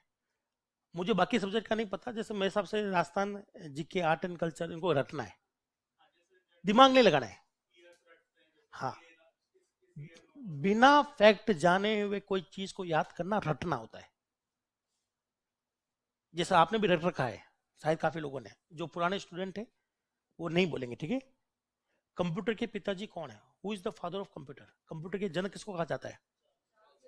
कितने लोग जानते हैं? हाथ उठाओ। अब मुझे ये बता दो, चार्ल्स बेबेज को कंप्यूटर का पिता कहते क्यों है? एक एक करके, सही गलत मायने नहीं रखता। मैं फिर कह रहा हूं, मेरी क्लास में किसी को कुछ नहीं पता, आपको कुछ नहीं आता, ये बात आप लोग मान लो, मैं तो मान चुका हूं। नहीं आता, इसलिए आपने टाइम और समय दोनों दिया मुझे, पैसा भी दिया है, हाँ है ना। तो कोई भी टीचर बोले इतना ही नहीं आता, तो बोलना वही भाई साहब, इतना आता होता तो हम लोग यहाँ टाइम पास करने थोड़ा आ रहे हैं। नहीं आता इसलिए हम लोग इकट्ठा हुए हैं, पैसा दे रहे हैं, टाइम दे रहे हैं, अपना भविष्य आपके हाथ में रख रहे हैं। नहीं आता, शर्माने की जरूरत नहीं है, नहीं आना कोई बुरी बात नहीं होती। मुझे आप पूछो कि साहब किसी को कैंसर है तो इसके इलाज के लिए कौन सी दवाई लिखूं, मैं कह दूंगा मुझे नहीं आता, मुझे नहीं पता यार, क्या क्या इलाज करूं उसका। जरूरी नहीं कि हर चीज आए, पर मैं आपसे फिर भी पूछूंगा, आंसर बताओ। आपको सब मुझे आता ही नहीं, बोलना मन में जो है वो बोल दो। जो बड़ा हम लोग घर पर नहीं निकाल सकते, जो दोस्त के सामने नहीं निकाल सकते, वो आप मेरे सामने निकाल देना। क्या मेरे के लिए इतना काम कर लोगे? तो मुझे बताइए, father of computer Charles Babbage कहलाते हैं, ये सबने पढ़ा है, पढ़ा नहीं वो आपने रटा है, ये है रटना। पढ़ते तब जब आपको बताओ तक क्यों कहते हैं। कोई दोस्त बताना चाहेगा चार्ल्स बेबेज को फादर ऑफ कंप्यूटर क्यों कहते हैं? टुका मारिए, मैं कहता हूं कंप्यूटर डिजाइन किया, कंप्यूटर डिजाइन करने वाले व्यक्ति का नाम था John von Neumann, computer design नहीं किया था। और कोई दोस्त? बिल्कुल बनाया था, ठीक है। पहला कंप्यूटर जिस व्यक्ति ने बनाया उसका नाम था मूचली, उसको फादर ना बोलकर चार्ल्स बेबेज को फादर बोला, जबकि चार्ल्स बेबेज ने आज तक कोई कंप्यूटर नहीं बनाया। चार्ल्स बेबेज ने बनाए 2 कैलकुलेटर, क्या बनाए? उन कैलकुलेटर के द्वारा उन्होंने कुछ सिद्धांत दिए। क्या दिए? वो सिद्धांत मैं आपको यहां पढ़ाऊंगा। उन्हीं सिद्धांतों पर जाकर 100 साल बाद में उनके सिद्धांतों पर जाकर दुनिया का पहला कंप्यूटर बनाने वाला कौन था? मुचली। ऐसे बोलो, कौन था? लड़कियों को छोड़ के बाकी सब ऐसे बोलो, मुचली। है ना, ताकि याद रहे कौन था। मुझे बताओ, मूंछों का संबंध किससे है? प्यार से है या अकड़ से? आपने कई बार सुनी होगी कहावत, मूंछों पर ताव लगाना, मुझे मुंडवा देना। तो मूंछों का संबंध किससे है? प्रेम से मानते हैं या अकड़ से? तो दो लोग थे, मुचली और अकड़। कितने लोग थे? इन्होंने दुनिया का पहला कंप्यूटर बनाया 1946 में, लेकिन ये दोनों पिता नहीं कहलाए। पिता कौन कहलाए? क्यों? उनके रूल्स पर या उनके कंसेप्ट पर बना। तो बता सकते हो कंसेप्ट क्या है? मैं बताऊंगा आपको। आप में से कितने लोग शादीशुदा है वो पहले मुझे बताओ। शर्माने की जरूरत नहीं, पूरा हाथ खड़ा करेंगे हम लोग। हम हैं वो डेयरिंग लोग जो ये रिस्क ले सके हैं। बाकी लोग डरपोक है, अभी तक डरे हुए हैं। शादी करना बहुत बड़ा रिस्क है दोस्त, लड़कियों के लिए और लड़कों के लिए, दोनों तरफा ये घाटा ही है। आज तक किसी को फायदा नहीं हुआ शादी करके। बस कुछ लोग डर रहे हैं, अभी करेंगे सर शादी, पहले जॉब लग जाए फिर करेंगे। और कुछ लोग इस जोखिम को झेल चुके हैं, सब मैं डेयरिंग बनता हूँ, लाओ कर लो शादी, बाद में देखा जाएगा। ठीक है ना? चलिए, तो आपको समझ में आया रटना और याद करने में फर्क क्या है? अगर किसी के पीछे फैक्ट पता नहीं हो तो वो रटना होता है, और फैक्ट पता हो तो याद हो जाएगा। और याद हुई हुई चीज लंबी चलती है, और रटी हुई चीज 2 घंटे में भूल जाते हो। मैं आपसे वादा करता हूं आप ये कभी नहीं भूलोगे। आप, मैं 1 महीने बाद में आपसे पूछूंगा कि father of computer Charles Babbage को क्यों कहा गया, उन्होंने कंप्यूटर बनाया है, उन्होंने कंसेप्ट दिए। ये याद हो गया, और ये आप भूलोगे भी नहीं। 3 घंटे छोड़ो, मैं आपको 24 घंटे देता हूं, फिर भी नहीं भूलोगे आप। खेल सारा ये समझिए। और कोई डाउट है तो पूछ लो। तो प्रैक्टिकल एक्सपीरियंस मेरे पास बहुत है। हम लोग इंजीनियर है, सॉफ्टवेयर इंजीनियर है, हम फेंकते नहीं है, बनाते। हमें एग्जैक्टली पता है कि करना क्या है। ऐसा होगा मैं कभी नहीं बोलता, देखो ऐसा करके दिखाता हूँ मैं, ऐसा होगा। ये बिहेवियर होता है हमारे नेचर में, करके दिखा देते हैं हम लोग। प्रैक्टिकल हमें सब कुछ पता है। तो एक दिक्कत थी याद करने की, क्या वो दिक्कत आपकी खत्म हो जाएगी अगर आप मेरे साथ साथ दोहराओगे तो? पक्का? इसमें भी यस नहीं बोल पा रहे हैं, कितने लोग नहीं बोल पा रहे हैं? अगर हमारी क्लास में कोई ऐसा व्यक्ति है जो खाता हो, कोई भी व्यक्ति, उसको छूट है, वो नहीं बोले तो चलेगा, वो बहुत महंगी चीज खा रहा है। 56,000 रुपए किलो आती, पता है वो आपको, जो खा रहा है वो। बादाम आते हैं 400-500 रुपए किलो, और आप ज्यादा से ज्यादा पहलवानी बादाम ले लो 3,000 रुपए किलो, 3,000 रुपए किलो। और वो जो चीज खा रहा है वो 56,000 रुपए केजी है। तो उसको तो मैं बोलूंगा नहीं कि बोलो भाई, वो महंगी चीज ठोकेगा नहीं। बाकी लोग तो बोलोगे। लड़के आप भी खाते हो क्या? पक्का? तो आप लोग तो बोलोगे ना? ठीक है। तो साथ साथ दोहराना है कि नहीं दोहराना है? कुछ दोस्त अभी भी नहीं दोहरा रहे हैं, यस या नो? अटपटा लगेगा, मैं जानता हूँ। जिस एज में आप लोग खड़े हो ना, थोड़ा सा अटपटा सा लगता है। ये कोई बच्चों वाला तरीका है। पर मुझे बताओ, तरीका ज्यादा मायने रखता है या रिजल्ट मायने रखता है? रिजल्ट के लिए अगर हमें मरना भी पड़े तो मर जाएंगे, या मारना पड़े तो मार देंगे, रिजल्ट पास होना चाहिए। क्या कहते हो? बाकी आप मुझे, आपको तो ये कहना चाहिए कि सर आप मुझे चाहे उल्टा लटकवा दो, चाहे बिल्डिंग से कूदने के लिए बोलो, चाहे कुछ भी कर लो, आप बस पास करवा दो। मैं तो यही सोच के बैठा हूँ कि आप मेरे लिए कुछ भी कर जाओगे, और आपको भी है कि सब कुछ भी कर लेंगे आपके लिए, बस पास करवा देना आपका सब्जेक्ट, तो हो जाएगा 100%। बहुत आसान है। मैं आपको एक ट्रिक बताऊंगा थोड़े दिन बाद में, वो ब्रह्मास्त्र है मेरा। कोई भी एग्जाम ऐसे निकल जाता है। मैंने 34 सर्टिफिकेट दिए, इंटरनेशनल है वो। एक भी नेशनल, आईआईटी को छोड़कर एक भी नेशनल नहीं था मेरे पास। हर एग्जाम पहली बार में निकला है। मेरे पास ट्रिक है वो, कि मैं जब इंटरनेशनल एग्जाम पहली बार में निकाल सकता हूँ, तो ये राजस्थान का एग्जाम है, टेक्निकल से निकले आएगा। पर उसके लिए आपको थोड़ा वेट करना पड़ेगा, ठीक है ना? संयम रखना। तो चलिए, एक बात तो तय है कि हम लोग पढ़ाएंगे कैसे। तो सबसे पहले मैं आपको क्या समझाऊंगा? थ्योरी। जब मैं आपको थ्योरी समझाता हूं, टीचर आपको थ्योरी समझाते हैं ना, उस समय कितने लोग नोट कर लेते हैं? आप साथ साथ नोट करते हैं या बाद में नोट करते हैं? ईमानदारी से बताइएगा। कितने लोग हैं जो बाद में नोट करते हैं कि भाई टीचर पूरा लिख ले, समझा जाए, फिर टीचर आपको टाइम दे, फिर आप लोग लिखो? ऐसा कितने लोग कर रहे हैं? और कितने दोस्त हैं जो साथ साथ नोट करते रहते हैं? जो साथ साथ नोट करोगे घाटे में जाओगे आप। क्योंकि जब टीचर पढ़ा रहा होता है तो आपको उसकी बातें सुनने की बजाय आपका ध्यान इसकी स्पेलिंग पर रहता है, उसकी राइटिंग पर रहता है, आपका ध्यान बोर्ड पर रहता है। तो साथ साथ कभी मत लिखना, मेरा मानो तो, क्योंकि जो कॉपी हम लोग लिख रहे हैं वो इतनी मायने नहीं रखती है। लड़कियां 2-2 3-3 पेन काम में लेती, लाल पीले नीले काले। लड़कियां चाहे कितनी भी अच्छी कॉपी बना ले, एग्जामिनेशन सेंटर में क्या ये कॉपी ले जाने देंगे? क्या ले जाने देंगे? दिमाग। तो पहले कहाँ लिखना होता है? और दिमाग में आराम से लिखिए मेरे साथ साथ, लिखने के बाद में कॉपी में लिख लेना। मैं आपको पूरा समय दूंगा, जब तक मैं आपको थ्योरी पढ़ा रहा हूं, जब तक आपको वो टॉपिक समझ में नहीं आता आप लोग बिल्कुल मत लिखना। आप, ये मैं अपनी क्लास का एक सिंगल रूल है, लिखना तभी जब मैं अपना बोर्ड छोड़ के यहाँ साइड में होता हूँ, आप लोग लिखना शुरू करेंगे। तो पहले अपन को समझना है, फिर आपको काम है लिखना, राइटिंग। लिखने के बाद में अपन को क्या करना है? याद। क्या करना है? याद कहाँ करना है? घर पर या क्लास में? क्लास में। घर पर टाइम नहीं मिलेगा, ठीक है ना। और सबसे लास्ट में आता है ये है आपका एग्जाम का सबसे बड़ा हथियार, ब्रह्मास्त्र। यही वो ट्रिक है जो आपका सिलेक्शन 100% तय करेगी। एमसीक्यू क्या है? मुझे बताइए, अगर कल वर्ल्ड वॉर होने वाली है, कल कोई जंग होने वाली है, तो आज मुझे किसकी तैयारी करनी चाहिए? हथियारों को इकट्ठा करने की या खाना बनाने की? हथियारों को इकट्ठा करेंगे, जंग होने वाली है। ऐसा तो है नहीं हम जब मार्केट जाकर पेन लेके आएंगे। वैसे मुझे बताइए आपके एग्जाम में आना क्या है, थ्योरी या एमसीक्यू? थ्योरी कोई मायने नहीं रखती। जितने भी दोस्त पुराने हैं जिन्होंने कोई ना कोई एग्जाम दिया, वो यहीं फंस गए। वो टीचर के नोट्स पढ़ते रहते हैं घर जाकर। टीचर जो लैंग्वेज आपको लिखाता है वो आपको घुमाने के लिए है या समझाने के लिए? तो मैं आपको बहुत ही सिंपल लैंग्वेज में कॉन्सेप्ट लिखूंगा, आपको समझ में भी आ जाएगा। पर एग्जाम में जो भाषा आएगी वो आपको समझाने के लिए या घुमाने के लिए? वहां घूमते हैं सबसे ज्यादा स्टूडेंट, वहीं अटकता है। सब मैंने पढ़ता बहुत हूँ, मैंने पढ़ाई भी बहुत करी, पर एग्जाम का क्वेश्चन सॉल्व नहीं हो पाया, क्योंकि एग्जामिनर वो भाषा देगा जो हमारी भाषा से बहुत अलग है। मैं आपको कोशिश करता हूँ कि एग्जामिनर की भाषा लिखवाऊं, लेकिन दोस्तों याद रखिएगा, मैं हमेशा ध्यान रखता हूँ, या कोई भी टीचर ये ध्यान रखेगा कि हमें समझाना है, क्या करना है, और आप लोग भाषा संभालोगे। तो भाषा तभी संभलेगी जब आप पुराने सालों क्या करोगे, क्वेश्चंस करोगे। इसके बहुत सारे फायदे हैं दोस्तों। मान लीजिए आज मैं पहली बार साइकिल चला रहा हूँ लाइफ में, आपने भी चलाई होगी। मुझे बताओ पहले दिन डर लगा था या नहीं लगा था? क्योंकि उससे पहले प्रैक्टिस नहीं थी हमारी साइकिल की। और अब हमने साइकिल भी चला ली, बाइक भी चला ली, और हम में से कई लोग स्टंट भी कर रहे होते हैं आजकल, एक जगह पर चला रहे होते हैं। प्रैक्टिस, यही वो काम है कि स्टूडेंट हमेशा यही चीज की रेडी करके जाता है एग्जाम में।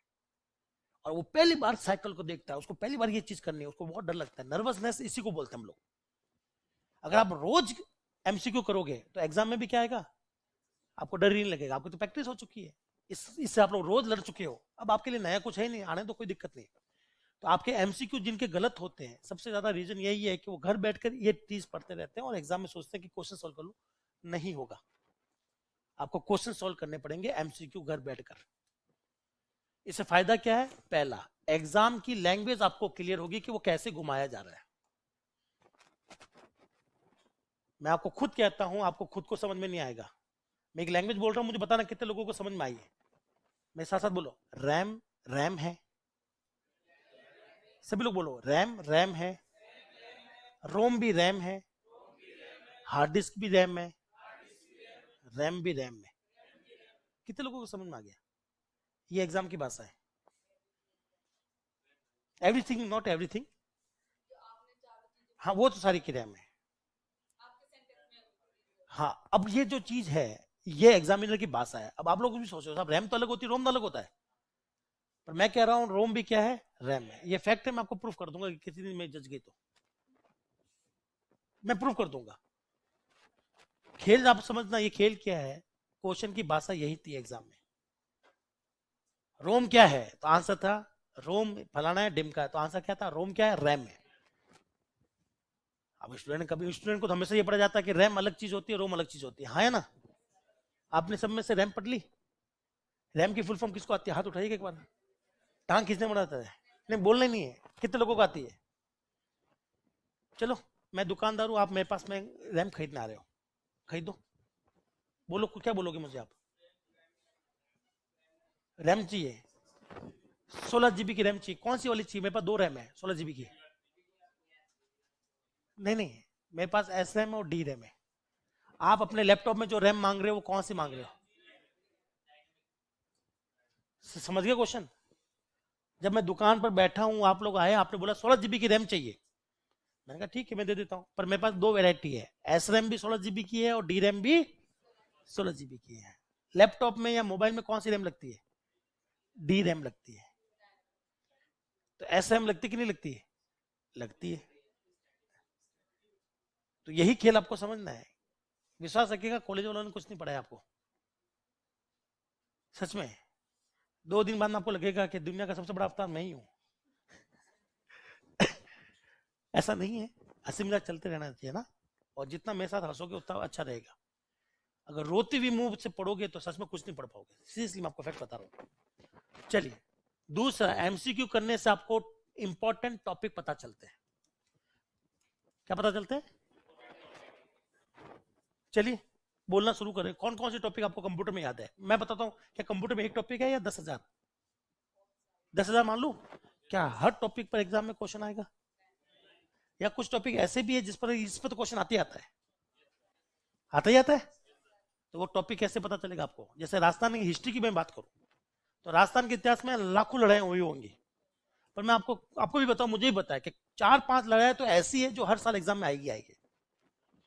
तो वो लड़ाई कौन सी, वो कैसे पता चलेगा? जब हम लोग क्या करेंगे, एमसीक्यू करें तो पता चल जाएगा साहब ये लड़ाई आ रही है ना। तो वो आपको तभी पता चलता है जब आप लोग क्वेश्चन करते हो, इस टॉपिक पर ज्यादा क्वेश्चन आ रहे हैं, इस पर आते ही नहीं है, ठीक है ना। तीसरा, जितनी ज्यादा प्रैक्टिस होगी आपकी स्पीड उतनी अच्छी होगी। क्या होगी? पहली बार साइकिल बहुत तेज नहीं चलाई थी आपने, पर अभी बहुत तेज चला रहे हो क्योंकि प्रैक्टिस है, तो फटाफट होगा, टाइम मैनेज अच्छा होगा। और सबसे इंपॉर्टेंट, कॉन्फिडेंट। क्या आ जाएंगे? बहुत अच्छा कॉन्फिडेंस होगा तो पेपर अच्छे सोल्व होगा।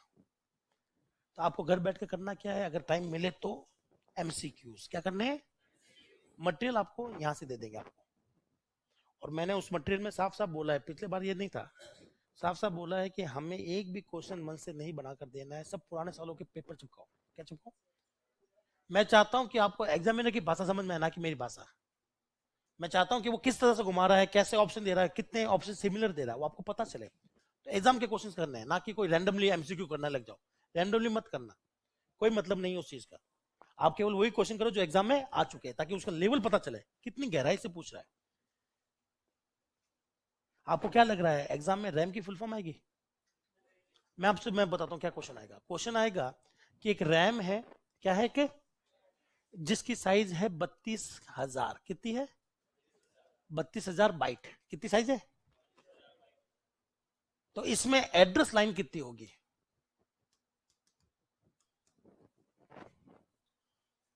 एड्रेस लाइन कितनी होगी? 32,000 मेरे पास में है। अब अपन तो पढ़ के गए रैम की फुल फॉर्म क्या, रैम के टाइप क्या, और एग्जाम में क्या क्वेश्चन आ गई है। और ये क्वेश्चन मैंने नहीं दिया है, ये क्वेश्चन आपके 2021 के पेपर में था, अनुदेशक के। किसके पेपर में था? फिर बाद में बच्चे कहते साहब पेपर टफ आया। अरे टफ नहीं आया, जो आना था वो तो पढ़ा ही नहीं आपने। पेपर टफ कभी हो ही नहीं सकता अगर आप पूरा टॉपिक अच्छे से करके जाओ। अब एक स्टूडेंट को क्या होता है, पता ही नहीं होता कि रैम को किस हद तक पढ़ना है। आपने रैम की फुल फॉर्म पढ़ी, रैम का टाइप पढ़ लिया, आपको लगा ठीक है यही होगा सब कुछ एग्जाम में, पर उसके आगे जो है अगला कदम था वो यही था, और यहां तक आप लोग पहुंचे नहीं और वहीं फंसा दिया आपको। तो मेरी बात ध्यान से सुनना, आपको कोई भी टॉपिक कितना गहरा पढ़ा है, कितना कम पढ़ाया है, आपको कैसे पता चलेगा? आपको तो रत्ती भर नहीं पता। मैं आपसे वादा करता हूं, अगर मैं कोई सी का टॉपिक पढ़ाऊं, आप लोग कभी जज नहीं कर पाओगे कि ये टॉपिक पूरा खत्म हुआ या आधा खत्म हुआ है। सच में आपको कभी नहीं पता चलेगा। आपको पता नहीं चलेगा मैंने कहां तक जाकर रुक गया हूं मैं। अगर आपको पता करना है कि टीचर ने इसको कंप्लीट पढ़ाया है या बीच में ही रुक गया है या कैसे पढ़ाया है, तो आपको क्या करने पड़ेंगे? अगर ये क्वेश्चन कर लेते हैं तो पता चल जाता कि रैम के बारे में तो बहुत कुछ और पढ़ाना बाकी था। तो अगर आप टीचर को पकड़ना चाहते हो कि ये पूरा पढ़ा रहा है या जितना आता है उतना पढ़ा रहा है, एग्जाम के लायक पढ़ा रहा है कि नहीं पढ़ा रहा, क्या करना चाहिए आपको? एमसीक्यू। मेरी क्लास में आप कोई भी एग्जाम का एमसीक्यू ला सकते हो, इंडिया लेवल का चाहे राजस्थान लेवल का। अगर मैं आपको पढ़ा रहा हूँ सी, तो सी का गेट का क्वेश्चन हो तो भी ले आना, यूजीसी नेट का तो ले आना, इसरो का है तो भी ले आना। नहीं लाओगे तो मैं करवा दूंगा क्वेश्चन आपको। मुझे कोई फर्क नहीं पड़ता कि अगर मान लो मैंने आपको कीबोर्ड पढ़ाया है तो मुझे रत्ती भर फर्क नहीं पड़ता कि कीबोर्ड राजस्थान पुलिस में भी कीबोर्ड आता है, दिल्ली पुलिस में भी कीबोर्ड आता है, आरएस में भी कीबोर्ड आया था, एमपी में भी एग्जाम होता कीबोर्ड आया था। तो कीबोर्ड कीबोर्ड है दोस्त। एसएससी सीजीएल में भी कीबोर्ड आता है, बैंकिंग आरआरबी में भी कीबोर्ड आता है। ऐसा तो है नहीं कि आरआरबी जेई जो पोस्ट है उसके लिए काला कीबोर्ड आएगा और पटवारी के लिए हरा कीबोर्ड आएगा। कीबोर्ड कीबोर्ड है दोस्त। अगर आपने पढ़ लिया तो क्वेश्चन कोई भी एग्जाम का सॉल्व होना चाहिए। क्या कहते हो? ऐसा होता है कि आरएस का कीबोर्ड अलग होता है, सब कांस्टेबल का अलग कीबोर्ड है, सेम लेवल रहेगा। कीबोर्ड अगर आपने कंप्लीट पढ़ लिया तो क्या ही फर्क पड़ता है एग्जाम कौन सा है। तो आप मेरे मेरे सब्जेक्ट में कोई भी क्वेश्चन कहीं से भी ला सकते हो। पेपर आपको मैं बता दूंगा या फिर पेपर में आपको दे दूंगा। अब बताओ, पेपर ढूंढने की जरूरत नहीं, पेपर मुझसे ले जाना सारे के सारे। नेट के, गेट के, एनलिट के, इसरो के, सेक के, विक्रम साराभाई के, सारे पेपर ले जाना साइंटिस्ट के, और वही क्वेश्चन लाकर मुझसे पूछ लेना आप वापस। इतना मैं आपके लिए कर देता हूँ। और बताइए क्या चाहते हो? पेपर मैं आपको दे देता हूँ, आपको ढूंढने की जरूरत नहीं है। बस आपको एक ही काम करना है, टॉपिक क्या चल रहा है, कैसा पॉइंटर चल रहा है, समझ लिया, घर पर क्वेश्चन मैच कर लिया, पेपर आपके पास में है ही है, मैच नहीं हो रहा है अगले दिन आकर पूछ लो, साहब मैं घर से मिला रहा था नहीं बन रहा है, बनाएंगे अपन लोग बैठ के बनाएंगे। बस इतना सा कर लोगे दोस्त, सिलेक्शन हो जाएगा। और ये बहुत बड़ा काम आपको लगता है ये बहुत छोटा है, इसमें क्या मैं पूछ लूंगा ये कर लूंगा, बहुत दिक्कत होगी इसमें, बहुत बड़ी दिक्कत आएगी। आधे लोग नहीं पूछ पाएंगे मुझसे, मैं जानता हूँ। तो बेफिक्र होकर मेरी क्लास में पूछना है। अगर आपको लगता है कि सर मुझे शर्म आ रही है, कई लोगों को शर्म आती है, तो उसका शर्म भगाने का एक तरीका मेरे पास में। जिसको भी शर्म आए वो मुझे आवाज दे देना, हम दोनों चलेंगे, चाय वाय पियेंगे, यहाँ आके गप्पे मारेंगे, कंफर्टेबल हो जाओगे ना, फिर आके पूछ लेना, आराम से पूछ लोगे। पिछली क्लास में थे 2-4 लड़के थे, लड़के भी थे, कभी क्वेश्चन नहीं पूछते, शकल पे दिख जाता है कि समझ नहीं आया। एक दिन मैंने उनको पकड़ लिया, 5-6 जनों को, चलो भाई नीचे चाय पी के आते हैं। बैठा, आधा घंटा बैठा, गप्पे मारी, कंफर्टेबल हुए, अब वो दिल खोल के क्वेश्चन पूछ रहे। तो अगर आपको चाय पीनी तो ऐसे ही पी लेना, पर ऐसा मत करना कि सब कंफर्टेबल होने के लिए। कंफर्टेबल पूरे टीचर के साथ कंफर्टेबल होना चाहिए। कहते हैं टीचर, वकील और डॉक्टर के साथ अगर आप लोग खुल के बात नहीं करोगे तो दिक्कत आएगी। खुल के बात कर लो, आपकी बात आगे कहीं पास नहीं होगी। और बताइए मुझसे क्या उम्मीद रखते हैं? ये आपको पैटर्न करना है फॉलो। क्वेश्चंस आप लोग करिए, नहीं तो मैं करवा दूंगा, आप जैसा बोलो, पेपर में आपको सबको दे दूंगा। और बताइए, सब्जेक्ट मेरा पता चल ही गया है, पढ़ाने का तरीका ये रहेगा मेरा, बेफिक्र होकर क्वेश्चन पूछना है, और एक एक चीज के पीछे का लॉजिक पता होना चाहिए। क्या पता होना चाहिए? अगर मैं कहूं फादर ऑफ मॉडर्न कंप्यूटर कौन है, एलन ट्यूरिंग, क्यों है पता होना चाहिए। कोई भी मैं चीज बोलूं कि रोम की full form read only memory है, क्यों है, इसका रीजन पता होना चाहिए, कारण पता होना चाहिए। हमारे कंप्यूटर साइंस में बहुत बड़ी कहावत है, अगर आप टॉपिक का नाम समझ लो कि नाम ऐसा क्यों रखा गया है, तो आपका 80% सिलेबस खत्म है। आप कोई भी डिवाइस का नाम बोल दीजिए, मैं इसके पीछे का कारण बता सकता हूँ, उसका पीछे कारण ये होता है, और वो इस वजह से आपको आधे से ज्यादा टॉपिक तो वैसे खत्म हो जाएगा आपका। हाँ है ना, आपका पूरा टॉपिक खत्म हो जाएगा, वो सच में मेरी बात मानेगा। उसके पीछे की कुछ बातें जान लो, खत्म टॉपिक।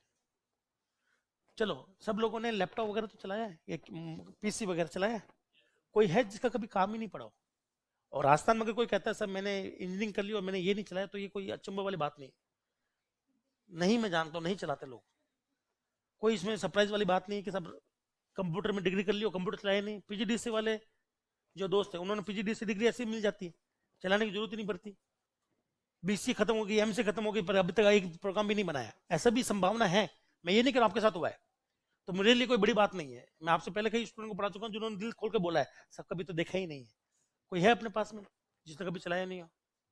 माउस, हाँ चलो ठीक है, कभी काम नहीं पड़ा, मैं समझता हूँ। माउस सबने चलाया है?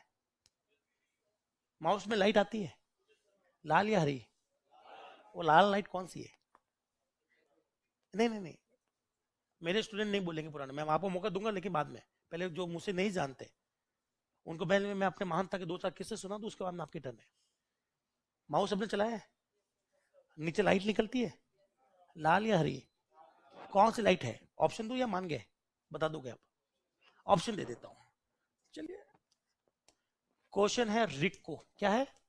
रिक्को प्रोग्रामर, ये एक भर्ती आती है राजस्थान में, इसका एग्जाम होता है 2022 को। कब होता है? भाई इसको हुआ था एग्जाम, इसकी जो सैलरी है, इसमें ये जो है रिको प्रोग्रामर, इसकी सैलरी 80,000 रुपए है। क्या किसी को पता थी? आधे से ज्यादा वैकेंसी आपको पता भी नहीं होती। कब आई हो, कब चल गई। उसके एग्जाम में ये क्वेश्चन आया था कि माउस में कौन सी लाइट काम में आती है। दो ऑप्शन दे रहा हूं मैं आपको, चलो तीन दे देता हूं, लेजर, CCFL, LED और एक चौथा दे देता हूं LCD। 1 2 3 4 चारों में से किसी एक को सिलेक्ट कर लेना। माउस में कौन सी लाइट काम आती है, मेरी राइटिंग समझ नहीं आया तो पढ़ लेना। बोलो, लेजर, CCFL, LED, LCD। चलो सबने आंसर देख लिया अपना, बताओ एक के साथ में कितने दोस्त हैं? हाँ हाँ, शर्माने जरूरत नहीं है, कोई पैसा नहीं कटेगा आपका। ठीक है, बी के साथ में कितने दोस्त हैं? ठीक है, सी के साथ में एक भी नहीं, एक है कोई? एक है। डी के साथ में कितने हैं? तो बताइए, आपने आपस में देख लिया एक दूसरे को? आप लोग मुंडी घुमाते रहना वापस। ए के साथ में कितने दोस्त हैं? ठीक है, आपस में देखते रहना। बी के साथ में एक जना, सी के साथ में दो लोग, और डी के साथ में, बताओ सबसे ज्यादा हाथ किसके लिए उठे? किसके लिए? अब बताइए। चलो अब बी वाले कितने लोग हाथ उठा लो, जिनको लग रहा है आपको सिर्फ सेलेक्ट करना है। मैं भी देखो आपकी किस्मत कितनी अच्छी है, बताइए। मैं आपको टुक्का मारने के लिए इसलिए कह रहा हूं क्योंकि एग्जाम में बहुत काम आएगा आपको। वैसे टुक्का मारने से एग्जाम का क्या संबंध है, ध्यान से सुनिएगा। अगर आपके टुक्का यही लग रहे हैं तो एग्जाम में भी लग सकते हैं, पर जिसकी किस्मत इतनी खराब है कि क्लास में मेरे टुक्का नहीं लग रहा, तो उसका तो एग्जाम में मरिए ही नहीं लगने वाला। तो किसको एग्जाम में टुक्के लगाने हैं, किसको नहीं लगाने, वो आज तय हो जाएगा। चलिए, अब आपको BCD में से एक सेलेक्ट करना है। बी के लिए हाथ उठावे दो लोग, सी के लिए हाथ उठावे 5 लोग, डी के लिए हाथ उठावे, बाकी लोग बोलो जय बाबा री। जो किसी के साथ नहीं वो बाबा खाटू श्याम के साथ है। ऐसा नहीं करना, एक तो आंसर चूज करना है। मेरी आदत है, आपको चूज करना ही पड़ेगा, नहीं तो जय बाबा री के नारे चलते रहेंगे। एक पकड़, मैंने आपको कब कहा सही आंसर देना है? मैंने कहता हूं जो अच्छा लग रहा है वो बोल दो ना। बी के साथ में हाथ उठाते जाइए दोस्तों, 3 4 5, सी के साथ में 6, डी के साथ में, बाकी लोग कहाँ है, किसके साथ में मुझे बताओ। नहीं नहीं, बताओ सबसे ज्यादा हाथ किसके लिए उठे थे? एक नहीं छोड़ो, ये तो कट गया। अब BCD के लिए गया। अब बच्चे दो ऑप्शन, अब इन दोनों में से किसी एक के लिए हाथ उठा रहे हैं, प्लीज आई रिक्वेस्ट। सही गलत वो बात की बात है। 3 के लिए हाथ उठाइए, ठीक, आपस में देखते भी रहना। 4 के लिए हाथ उठाइए, जो उठा चुका वो भी उठाइए, जो पहले से AB के साथ में था वो भी उठाइए। 3 के लिए हाथ उठाइए दोस्त, सभी लोग जिनको आता लगता है, नहीं तो 4 के लिए हाथ उठाइए। बाकी लोग अभी भी नहीं मान रहे। कौन सी लाइट होती है? LED होती है, रिको, हाँ ये वाली होती है।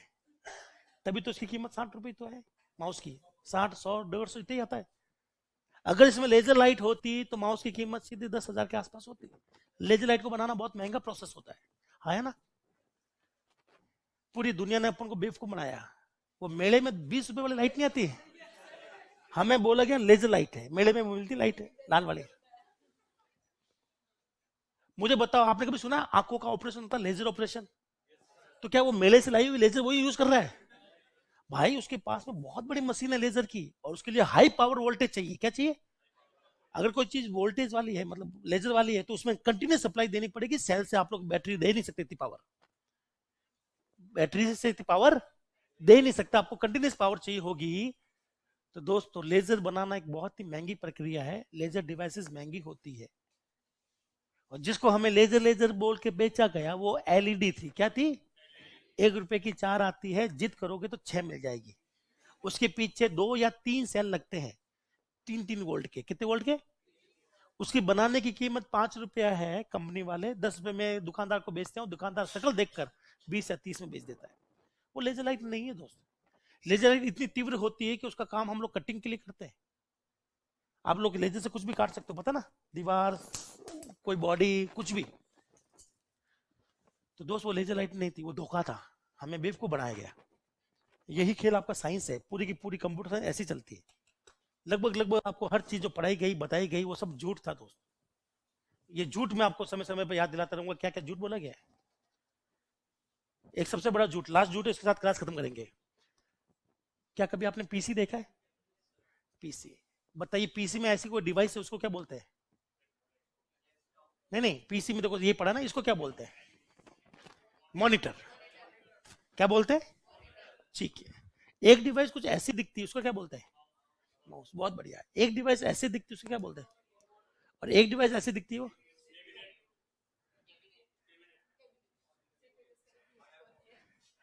चलो इशारे से बताइए, हाथों के इशारे से, सीपीयू कितना बड़ा होता है? इतना, इतना, इतना। ठीक, हाथों के इशारों से मैं समझ जाऊंगा। इतना है या इतना है? दो ऑप्शन है, इतू या इतू। हाँ, इतने वाला हाथ उठाइए जो छोटा लग रहा है जिनको। बाकी वालों को क्या लगता है सीपीयू इतना बड़ा होता है? तो इस पर करेंगे कल चर्चा। बात जानते हो उसको क्या बोलते हैं डब्बे को? आम भाषा में टेक्निकली क्या बोलते हैं? लंबी चीज को टेक्निकली क्या बोलते हैं? टावर। क्या बोलते हैं? बैंक एसओ नाम सुना है? Bank SO, specialist officer, IT specialist officer, bank SO. Bank में 3 पोस्ट होती है, क्लर्क, पीओ, और पीओ से ऊपर एसओ, स्पेशलिस्ट ऑफिसर होते हैं। आईटी का भी एग्जाम होता है उसमें। एसबीआई में ये क्वेश्चन आता है कि टावर कंप्यूटर किसे कहा जाता है? 2 ऑप्शन दे रहा हूं, एक चूज कर लेना। टावर कंप्यूटर होगा जिसमें क्या होगा? टावर। मोबाइल या पीसी? पीसी को ही क्या कहते हैं? Tower computer. सर के बाद टावर रखा, सर एक बार ठक ठक कर रखा, ये है टावर। ये मोबाइल में नहीं पाया जाता, ये किस में पाया जाता है? पीसी में। तो पीसी को ही हम लोग क्या कहते हैं? Tower computer. तो क्वेश्चन पूछा गया टावर कंप्यूटर किससे कहते हैं, तो आंसर क्या था? पीसी। छोटा सा लॉजिक, एक क्वेश्चन बन गया अपना। बस ऐसे समझ में आना चाहिए। इसका नाम ऐसा क्यों रखा टावर कंप्यूटर? क्योंकि बहुत लंबा है। पर ये सीपीयू बॉक्स नहीं है। नहीं, सीपीयू नहीं है। आप लोग सीपीयू बॉक्स आम भाषा में बोल दो, सीपीयू कैबिनेट बोल दो, चलेगा, आई एग्री। पर सीपीयू तो मत बोलो, सीपीयू इतना सा होता है। तो ये चीज आपको देखनी है, समझनी है और करनी है। तब आपका 100% अगर नॉलेज होगा, मैं अगर आपको 100% दूंगा तो आपको 80% समझ में आएगा, एग्जाम तक 60% याद में रहेगा। जब एग्जाम देने जाओगे तो 30% आपको याद रहेगा। उस 30% से एग्जाम सिलेक्शन हो जाएगा अगर आपको 100% आया तो। अगर क्लास में 30% समझ में आ रहा है तो एग्जाम में जा जाते कितना? 0। क्या आपको मेरी बात समझ में आ गई? तो आज पहली क्लास समाप्त, मेरे प्रवचन समाप्त। अब नेक्स्ट क्लास से मैं अपने बारे में कभी कुछ नहीं बताऊंगा। कभी किसी को कुछ पूछना तो आज पूछ लो। नेक्स्ट क्लास में हम लोग शुरू करेंगे पहले प्रोग्रामिंग। क्या करेंगे? पर प्रोग्रामिंग में पहुंचने में मुझे लगेंगे 5 से 7 दिन। कितने लगेंगे? 5 से 7 दिन बाद में मैं प्रोग्रामिंग पे पहुंचूंगा। ऐसे नहीं कि सीधा आज सी पढ़ाना शुरू कर दिया। मैं आपसे कुछ बेसिक क्वेश्चन पूछूंगा, उनका आंसर दूंगा और फिर आगे बढ़ूंगा। 0 मान के चल रहा हूं मैं आपको, चलेगा? तो मैं 0 से पढ़ाना शुरू करूंगा। अभी देखो ये चीज ऐसी होती है, प्रोग्रामिंग में ऐसे पहुंचना है। तो अभी प्रोग्रामिंग में पहुंचने में दोस्तों हमें बहुत टाइम लगेगा, कम से कम 5-7 घंटे तो कम से कम लगेंगे, तब जाके प्रोग्रामिंग में पहुंचेंगे। तब मैं पहला सब लिखूंगा सी प्रोग्रामिंग। तब तक हमें कुछ और पढ़ना है। क्या मेरी बात क्लियर है? चलिए इस क्लास को यहीं समाप्त करता हूं। बहुत बहुत शुक्रिया। सावधान रहें, सतर्क रहें। Thank you.